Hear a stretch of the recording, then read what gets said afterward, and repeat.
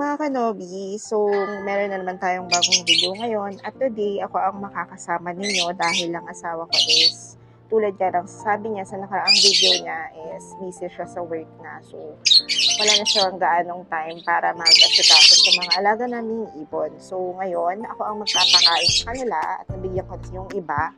Ang kanilang pagkain ngayon is mixed vegetables. Ito yung pechay na may kasamang carrots, boiled egg, then meron din konting siling labuyo. Hindi ako sure sa purpose ng siling labuyo, pero ang sabi ng asawa ko is para daw ganahan silang mag-mate. Parang gano'n yung pagkaka-explain niya sa akin. So, ayan, bibigyan na natin yung iba. Ito, nabigyan ko na itong nasa flight cage. And wala namang bago sa kanila. Same pa rin. Hindi ko kabisado yung mga breed nila, pero meron kaming 4 na inakay sa baba. Parang yellow yung color nun. So, mga hand feed yun. At ako rin ang nagpapakain nun. Medyo malaki na rin sila. Mga halos full grown na yung mga balahibo nila. So, anytime siguro next month is ililipat na rin sila dito kasi nga wala pa silang owner. So, ayun na nga. Wala namang ibang update. Sila pa rin naman yung mga ibon na nakikita nyo sa mga ibang videos. Ngayon ay magpapakain lang ako sa kanila ng vegetables. Habang kumakain sila, kwento ko lang. Alam niyo ba, ilang beses na nagsabi yung asawa ko na gusto niyang bumili ng ibon or ng lovebirds. Is ayaw ko talaga. Hindi talaga ako pumayag. Kasi nga, pagka iniisip ko nung time na yun is, syempre, papakainin mo yan, bibilhan mo yung gastos mo, at saka baka makalat siya.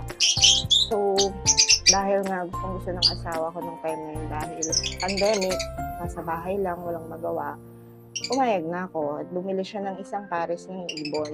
At naalala ko pa ngayon, gumawa lang siya ng cage nila, yung gawa sa takip ng electric fan, tapos parang chicken wire yung nakapalibot. Kung may picture pa ako nung papakita ko sa inyo, ipa-flash ko na lang dyan sa video. Kasi yun, gumawa nga siya ng ganong cage. Masaya na siya nung time na yun kasi nga isang pares pa lang yun ng ibon. Sobrang saya nga niya tuwing nakikita niya yun. Tapos naalala ko nga, parang nagkaroon yun ng inakay. So maliit na ibon pa yun. Hindi pa fully grown yung balahibo. Parang ilang weeks pa lang yung ibon na yun. Nakagat siya ng pusa and nabutas yung sa bandang part ng leeg niya. So kawawa yung ibon na yun, talagang inalagaan niya yun. Tapos, tinahipa nga namin yung leeg nun kasi nga, pagkakain siya, lumalabas yung pagkain sa lalamunan niya or sa leeg. So, kawawa, baka mamatay. Tinahi namin yun ng asawa ko. Then, alam niyo bang nabuhay pa yun? At hanggang ngayon, nandito yun pa rin yung ibon na yun sa amin. Hindi ko lang maalala yung kulay niya or kung saan siya dito kasi asawa ko lang ang may kabisado sa kanila. So, ayun. Naikwento ko lang. Hindi ko alam kung nakwento niya na yun sa inyo before, pero sobrang hiling niya talaga sa mga lovebirds. So, ayan, naparami niya na. Kita niyo naman. Sa pag-aalaga ko sa kanila ng mga halos 2 months na yata or 3 months, hindi naman sila mahirap alagaan. Palitan mo lang yung pagkain nila, tubig nila sa araw-araw. Then, yung poop tray, nililinis din siguro every once a week, ganyan. Or kung madumi na, kailangan mong linisan. Basta, lalo na ngayong summer, laging may tubig sa kanila or may tubig sa kanilang cage kasi nga, pwede rin silang ma-heat stroke sa sobrang init. Nakakatawa rin na may alagang lovebirds kasi nga, ang cute nila, iba-iba yung colors. Hindi ako maalam or hindi ko kabisado masyado yung mga breeds or lahi ng mga ibon na yan. Pero, nababasa lang kasi ako sa kulay nila. So, ayun. Ang pinaka-paborito ko is yung mga color yellow, tapos red eye. Kasi ang ganda nila tingnan. Very unique. Kakaiba siya sa ibang ibon. So, ayun. Bukod sa 2 anak namin na inalagaan ko, kasalo na rin itong mga ibon na to sa araw-araw kong ginagawa.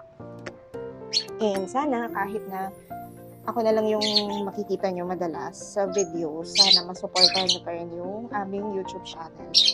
Anything na may update or bago sa mga ibon namin is i-update din naman namin kayo. Sa ngayon, meron kaming 4 na inakay, and ang pagkakaalam ko is ipaparaffle namin yun sa mga may gusto.